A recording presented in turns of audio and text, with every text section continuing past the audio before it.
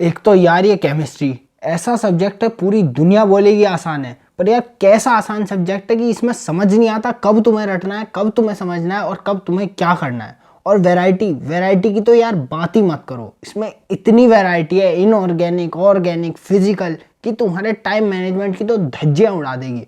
और पेपर में तो तुम्हारी अच्छे से, खैर छोड़ो यार, इतने टाइम तक घिसने के बाद भी 46 परसेंटाइल, यार मजाक चल रहा है क्या? घंटा इजी सब्जेक्ट। तो यार कुछ ऐसी सिचुएशन थी मेरी जब जेई मेंस के जनवरी अटेम्प्ट का रिजल्ट रिलीज हुआ था और मेरी सिर्फ 46 परसेंटाइल आई थी केमिस्ट्री में, तो मैं बहुत ज़्यादा फ्रस्ट्रेटेड था। पर फिर मैंने अगले 3 महीने अच्छे से मेहनत करके अपनी परसेंटाइल को 98.65 परसेंटाइल तक इंक्रीज कर लिया केमिस्ट्री के सेक्शन में। तो गाइस अगर आप लोगों की भी जनवरी अटेम्प्ट में परसेंटाइल कम आई है या फिर जितनी आप एम कर रहे थे उतनी नहीं आई है, तो यार आज की वीडियो आप लोगों के लिए बहुत ही ज़्यादा इंपॉर्टेंट होने वाली है, क्योंकि आज मैं अपनी सारी स्ट्रेटजीज और टिप्स केमिस्ट्री से रिलेटेड आप लोगों के साथ शेयर करने वाला हूँ। तो बस जो भी मैं वीडियो में कह रहा हूँ ना, इसे अच्छे से फॉलो कर लेना और डेफिनेटली आपको 1 से 2 हफ्ते में रिजल्ट देखने को मिल जाएंगे, आपका केमिस्ट्री में स्कोर बूस्ट होना शुरू हो जाएगा।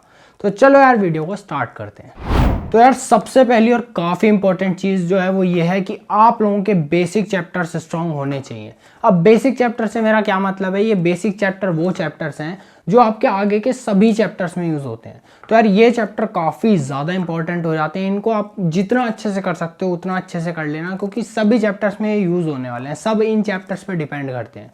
तो इन्हें आपको अच्छे से करना ही पड़ेगा, तो इन्हें अपना स्ट्रॉन्ग कर लेना। और स्ट्रॉन्ग नहीं तो एटलीस्ट इस पॉइंट पे तो कर ही लेना कि आपको सारे कॉन्सेप्ट वगैरह पता हो और आपने प्रीवियस ईयर क्वेश्चन कर लियो, तो इस लेवल तक तो सभी कर ही लेना। अब मैं आपको देता हूँ लिस्ट कि कौन कौन से हैं बेसिक चैप्टर। तो यार बात करें आपकी इनऑर्गेनिक केमिस्ट्री की, तो इसमें आपके जो बेसिक चैप्टर हैं वो है एक तो केमिकल बॉन्डिंग। गाइस बहुत ज़्यादा इंपॉर्टेंट चैप्टर है, कई क्वेश्चंस भी आते हैं और बेसिक तो पूरी बैकबोन तो है ही इनऑर्गेनिक केमिस्ट्री की, तो काफ़ी ज़्यादा इंपॉर्टेंट हो जाता है। इस चैप्टर को अच्छे से करके जाना, ये काफ़ी इंपॉर्टेंट चैप्टर है। इसके बाद जो आपका अगला चैप्टर है वो है पीरियोडिक प्रॉपर्टीज़। तो यार ये वैसे तो इंपॉर्टेंट है ही, मतलब इससे एक क्वेश्चन तो आना ही है, बाकी सभी ब्लॉक्स में भी ये यूज़ होता है और काफ़ी इजी चैप्टर है, तो इसे भी ज़रूर अच्छे से कर लेना। अब इसके बाद आपकी ऑर्गेनिक केमिस्ट्री की बात करें तो जीओसी और हाइड्रोकार्बन, ये दोनों आपके बेसिक चैप्टर्स हैं, मतलब आगे सभी चैप्टर्स में यूज़ होते हैं, मतलब पूरी बैकबोन कहूँगा मैं इन दोनों को आपकी ऑर्गेनिक केमिस्ट्री की। तो इनको जितना अच्छे से कर सकते हो ना उतना अच्छे से कर लेना। आपकी क्लास 11 के पार्ट है दोनों, आपका मतलब अगर ये स्ट्रांग हो गए ना तो 50% ऑर्गेनिक आपकी यहीं पे अच्छी हो जाएगी। तो इन्हें जितना अच्छे से कर सकते हो उतना अच्छे से कर लेना। और जीओसी तो यार स्पेशली, मतलब उससे तो क्वेश्चन भी कई आते हैं आपके एग्जाम में, तो इसे बहुत अच्छे से करना। अब आ जाते हैं आपके फिजिकल केमिस्ट्री पे। तो फिजिकल केमिस्ट्री में एक तो आपका some basic concept of chemistry जो आपका पहला चैप्टर है वो मतलब काफ़ी बेसिक है, और उसके नाम में यह बेसिक तो इसलिए वो आगे भी आपके उसके कॉन्सेप्ट यूज़ होते रहते हैं, तो उसे अच्छे से कर लेना। बाकी आपका रिडॉक्स रिएक्शन, क्योंकि रिडॉक्स भी आपका यूज़ होता ही रहता है, तो इसे भी आप ज़रूर अच्छे से कर लेना। तो यार जो एक काफ़ी इंपॉर्टेंट पॉइंट होता है जिसकी वजह से आप लोगों को ऑर्गेनिक केमिस्ट्री डिफ़िकल्ट लगती है वो ये है कि ऑर्गेनिक केमिस्ट्री आपका बाकी सब्जेक्ट से काफ़ी अलग है। कई स्टूडेंट्स मतलब बाकी सब्जेक्ट की तरीके से इसको भी ट्रीट करते हैं और उनकी ऑर्गेनिक केमिस्ट्री वीक रह जाती है, क्योंकि यार ऑर्गेनिक केमिस्ट्री बाकी सब्जेक्ट से इसलिए डिफरेंट है क्योंकि आप फिजिक्स की बात कर लो, इनऑर्गेनिक केमिस्ट्री कर लो, फिजिकल की कर लो, इनमें आपको क्या है कि मतलब आप बीच में कोई चैप्टर स्किप भी कर सकते हो या आगे पीछे चैप्टर्स को कर सकते हो। ऑर्गेनिक केमिस्ट्री में ये चीज़ बिल्कुल नहीं होती। ऑर्गेनिक केमिस्ट्री में भाई आपको सीक्वेंस में ही चीज़ों को करना पड़ेगा। जिस सीक्वेंस में एनसीईआरटी में चैप्टर है या फिर आपकी कोचिंग में जिस सीक्वेंस में कराया है आपको उसी सीक्वेंस में चैप्टर्स को करना है। आप आगे पीछे करोगे आपको कुछ समझ नहीं आएगा और जो भी आपने समझ रखा आप कंफ्यूज हो जाओगे बुरी तरीके से। इसलिए इसे सीक्वेंस में ही करो। मैं यही आप लोगों को एडवाइस दूंगा कि एनसीईआरटी में आपके जिस सीक्वेंस में चैप्टर्स को दिया हुआ है उस सीक्वेंस में करो, बिल्कुल सीरीज़ की तरह कंप्लीट करो। जैसे आप कोई मिर्ज़ापुर देख रहे हो, फैमिली मैन देख रहे हो, एनीमे देख रहे हो, तो मतलब आप सीक्वेंस में देखते हो ना, ऐसे तो नहीं बीच में कुछ भी देखना शुरू कर दिया। तो इसलिए यार ऑर्गेनिक केमिस्ट्री को पूरा जीओसी से स्टार्ट करो और अमाइंस तक अपना अच्छे से ख़त्म कर दो, तो आपकी काफ़ी अच्छे से ऑर्गेनिक केमिस्ट्री हो जाएगी। कुछ भी बीच में चैप्टर स्किप मत करना, इसी तरीके से करना पूरे सीक्वेंस में, अच्छे से ऑर्गेनिक केमिस्ट्री आप लोगों की हो जाएगी। तो यार अब नेक्स्ट पॉइंट उन स्टूडेंट्स के लिए बहुत ही ज़्यादा इंपॉर्टेंट है जिनकी ऑर्गेनिक केमिस्ट्री या फिर इनऑर्गेनिक केमिस्ट्री वीक है, या फिर उनसे वो याद नहीं हो रही है कि यार ये चीज़ किस तरीके से, ये रिएक्शन कैसे याद करूँ, या फिर ये चीज़ नहीं याद हो रही। तो याद करने के लिए यार मैं तुम्हें सबसे सही चीज़, सबसे पहले बात करते हैं अपनी ऑर्गेनिक केमिस्ट्री की। तो यार ऑर्गेनिक केमिस्ट्री में ना स्टूडेंट्स की सबसे बड़ी गलती होती है, एक बार रिएक्शन लिख ली उसे फिर बार बार पढ़े जा रहे हैं। यार पढ़ने से रिएक्शन ऑर्गेनिक केमिस्ट्री में याद नहीं होगी, ये सच्चाई है। ऑर्गेनिक केमिस्ट्री में तुम्हें लिखनी पड़ेंगी रिएक्शन। अब तुम्हें लगेगा यार इतनी मेहनत, तो यार ये मेहनत करनी पड़ेगी। ऑर्गेनिक केमिस्ट्री में ये चीज़ है कि जब तुम बिल्कुल नए हो ना, तो तुमसे चीज़ें नहीं होंगी जब तक तुम उन्हें लिख लिख के नहीं करोगे। स्टार्टिंग में यार बहुत मेहनत लगेगी, तुम्हें बार बार रिएक्शन लिखनी पड़ेंगी, बट उसके बाद एक पॉइंट पे तुम ऐसे पे आ जाओगे कि फिर तुम्हें लिखने की ज़रूरत नहीं पड़ेगी, फिर तुम देख के भी क्वेश्चंस को कर दोगे। बट ये काफ़ी बाद में आता है, तो उसके पहले तुम्हें यार मेहनत करनी पड़ेगी, लिख लिख के सारी रिएक्शन करोगे तभी तुम्हें याद होगी। और ये चीज़ यार साइंटिफिकली प्रूवन है कि जब तुम किसी चीज़ को समझ के लिख लेते हो ना, तो तुम्हें बहुत लंबे टाइम तक वो चीज़ें याद रहती हैं। अब तुम लोग प्रूफ मांगोगे तो मैं तुम्हें वीडियो का लिंक भी दे दूंगा, पर यार ये चीज़ प्रूफ्ड है, तो इसलिए यार लिख लिया करो ऑर्गेनिक केमिस्ट्री को स्पेशली, क्योंकि उसमें रिएक्शन बहुत इंपॉर्टेंट है। तो इसलिए यार उन्हें ढंग से लिख के याद करो। और बात करें तुम्हारी इनऑर्गेनिक केमिस्ट्री की, तो इनऑर्गेनिक केमिस्ट्री में भी जैसे कुछ रिएक्शंस नहीं हो रही, वैसे तो मैं ये कहूँगा हर दिन पढ़ो तो हो जाएंगी, बट कुछ नहीं होती, तो तुम उन्हें लिख लिख के प्रैक्टिस करो, तो तुम्हें वो भी ज़्यादा लंबे टाइम तक याद रहेंगी। और जैसे कुछ अपने स्ट्रक्चर्स होते हैं कोऑर्डिनेशन कंपाउंड में, जैसे थे आइसोमेरिज्म वगैरह वाले पार्ट में, तो मेरे को वो कुछ समझ नहीं आ रहे थे, तो मैं उन्हें भी लिख लिख के करता था, तो वो भी चीज़ें फिर मेरे दिमाग में काफ़ी लंबे टाइम तक रिटेन रही थी। तो इसलिए जो भी चीज़ें तुम्हें मतलब याद नहीं हो रही रिएक्शन वगैरह, उन्हें लिख लिख के याद करो। और ऑर्गेनिक केमिस्ट्री में तो मैं स्पेशली बोलूँगा कि रिएक्शंस को लिखना स्टार्ट करो, क्योंकि पढ़ते टाइम तो तुम्हें लगेगा कि तुम्हें समझ में आ गया ये रिएक्शन ऐसे हुई है, पर तुम एग्जाम में भूल जाओगे। इसलिए यार रिएक्शंस को लिखना अपना स्टार्ट करो। तो यार अब बात कर लेते हैं नोट्स के बारे में। तो यार नोट्स तुम्हें काफ़ी बेसिक चीज़ लग रही होगी, बट यार ये काफ़ी इंपॉर्टेंट चीज़ है। अब मैं तुम्हें बता रहा हूँ तुम्हें बनाने हैं नहीं बनाने हैं, क्या करना है। तो सबसे पहली चीज़ तो मैं तुम्हें ये बता दूं कि मैं जो भी तुम्हें एडवाइस देने वाला हूँ वो सिर्फ केमिस्ट्री के लिए। जैसे जो फिजिक्स में जो एडवाइस दी थी वो सिर्फ फिजिक्स के लिए थी, इसलिए आज की वीडियो केमिस्ट्री पे है, तो ये एडवाइस सिर्फ केमिस्ट्री के लिए। तो अभी हम बात करते हैं सबसे पहले तो अपने फुल नोट्स की। तो फुल नोट्स में मैं यही कहूँगा, फिजिकल केमिस्ट्री के तो फुल नोट्स बनाओ मत। अभी रुक जाओ यार, बताता हूँ फिजिकल को कैसे करना है, अभी फिजिकल की टेंशन मत लो। अभी बात करते हैं इनऑर्गेनिक और ऑर्गेनिक की। तो इन दोनों में तुम्हें फुल नोट्स बनाने पड़ेंगे, और मैं तुम्हें रीज़न बताता हूँ क्यों। मैं ये नहीं कि तुम्हारा टाइम वेस्ट करा रहा हूँ, क्योंकि मुझे भी पता है लास्ट का टाइम तुम्हारा, ये लास्ट का टाइम में बहुत ज़्यादा इंपॉर्टेंट है। तो इसलिए यार, पर मैं तुम्हें फिर भी कहूँगा इनके फुल नोट्स बनाओ, क्योंकि यार इनऑर्गेनिक और ऑर्गेनिक, इनमें यार आपको चीज़ें बहुत लर्न करनी होती हैं और बहुत ज़्यादा थ्योरी होती है, वो शॉर्ट नोट्स में नहीं आ सकती। तो इसलिए यार फुल नोट्स बनाओ, क्योंकि स्टार्टिंग में जब भी किसी इनके आप नए चैप्टर को करोगे तो थ्योरी बहुत इंपॉर्टेंट होती है इन दोनों में। तो थ्योरी को अच्छे से करने के लिए आपको अपने फुल नोट्स बनाने पड़ेंगे, उन्हें बार बार रिवाइज करना पड़ेगा। तो इसलिए यार अपने फुल नोट्स इनमें ज़रूर बना लेना, आपको बहुत ज़्यादा हेल्प होगी। और ये चीज़ तो है ही कि यार जब फुल नोट्स बना रहे होगे तो चीज़ें अच्छे समझ में आ रही होंगी, ये तो फ़ायदा है ही। बट सबसे बड़ा फ़ायदा यही है कि आप जब बाद में रिवीजन करोगे तो आपको पूरी थ्योरी और आप काफ़ी अच्छे से सारी थ्योरी को कवर कर लोगे।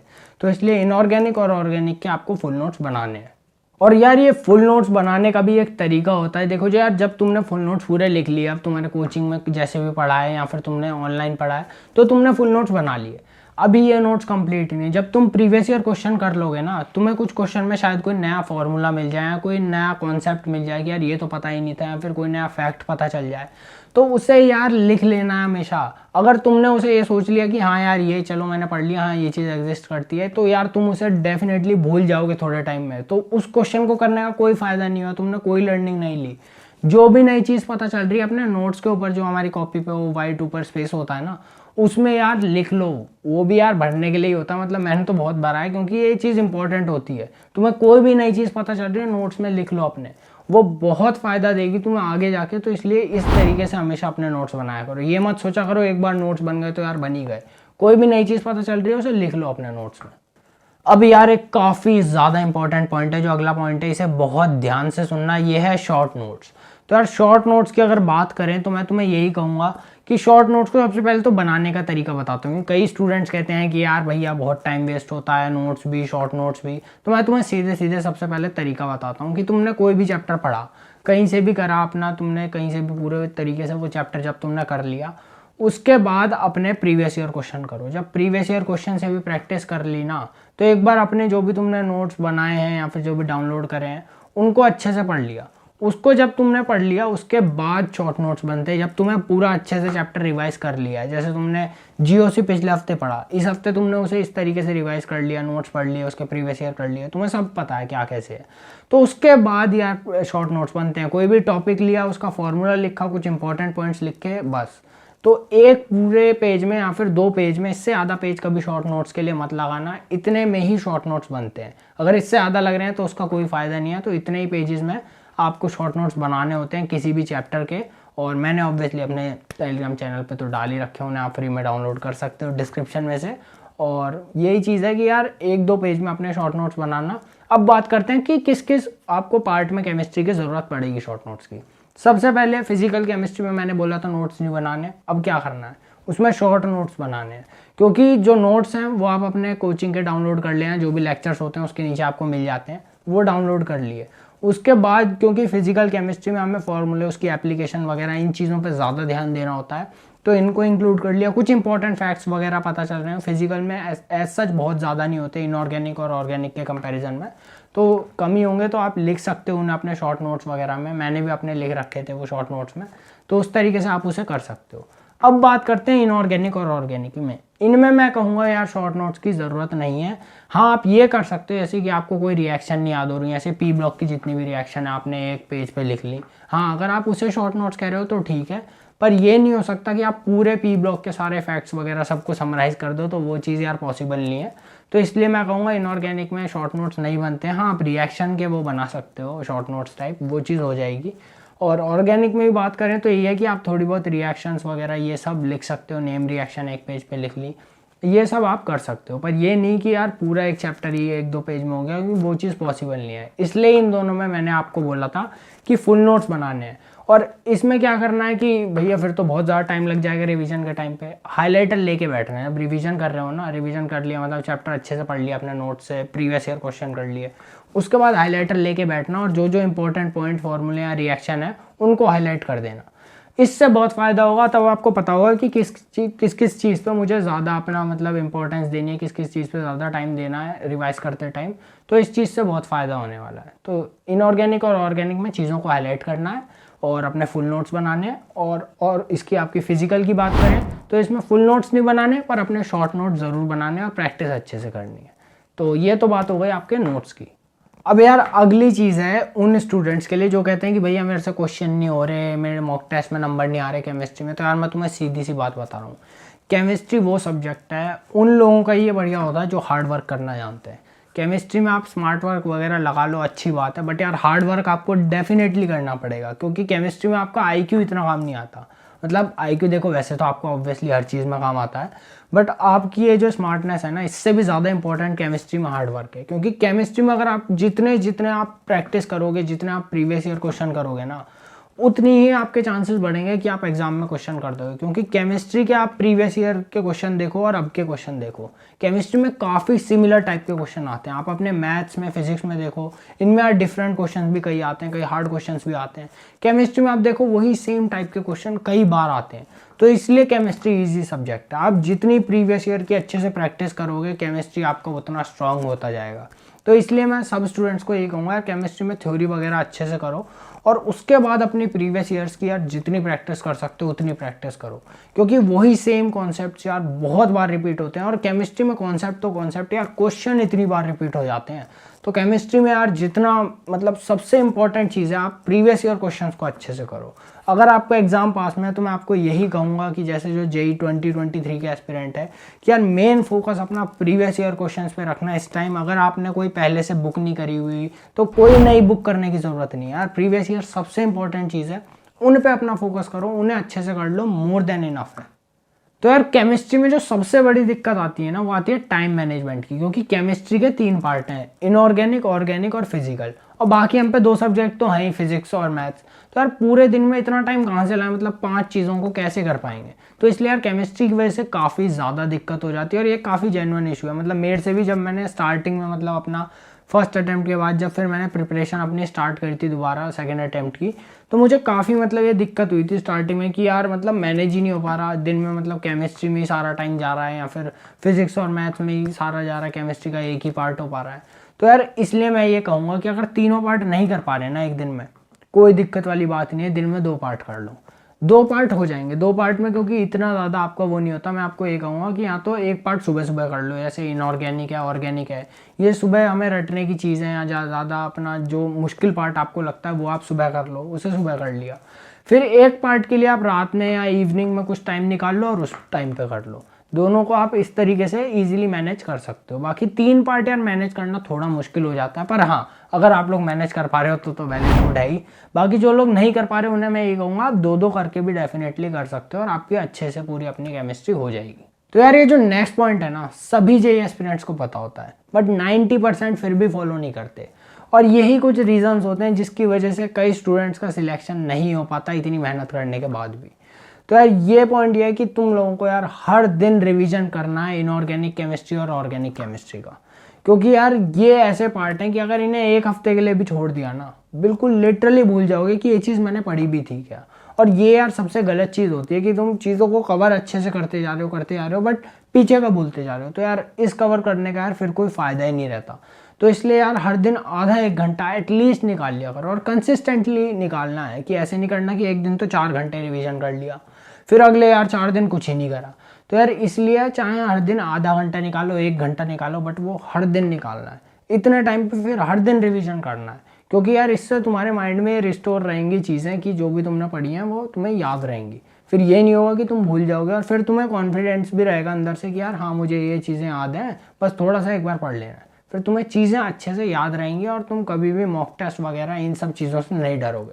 तुम इन सब चीज़ों से तभी डरते हो कि जब तुम्हें पता है तुमने रिवाइज नहीं कर रखा है या तुम पीछे की चीज़ें भूल चुके हो, और भूलते हो तब तुम तभी हो जब तुम रिवीजन नहीं करते। तो इसलिए यार चीज़ों को अच्छे से रिवीजन करना है। भले ही मैं तो कह रहा हूँ कि यार 20-20 मिनट निकालो दोनों के लिए, इनऑर्गेनिक ऑर्गेनिक 20-20 मिनट में भी करोगे अपना। मैं कैसे करता था, मैं मतलब अपने वो लिख देता था रिएक्शन वगैरह, या जो भी मुझे रिवाइज करनी होती थी या जो मुझे याद नहीं हो रही वो अपने लिख के मतलब दीवार पर चिपका दी, तो उन्हें आते जाते हुए पढ़ लिया। तो इस तरीके से भी रिवीजन हो जाता है, मतलब इसमें तो पता भी नहीं चलता। बट हाँ तुम वैसे भी कर सकते हो, कॉपी में लिख लो, फिर थोड़ा टाइम निकालो 20 मिनट उसमें पढ़ लिया, फिर इसी तरीके से ऑर्गेनिक के लिए निकालो उसमें वो पढ़ लिया। तो इन दोनों का मतलब हर दिन रिवीजन चाहिए यार, ये दोनों ऐसे ही हैं। और स्पेशली इनऑर्गेनिक मतलब हर दिन करना है यार। वैसे तो मैं ये कहूँगा दोनों के लिए थोड़ा थोड़ा टाइम निकालो और दोनों का हर दिन रिवीजन करो।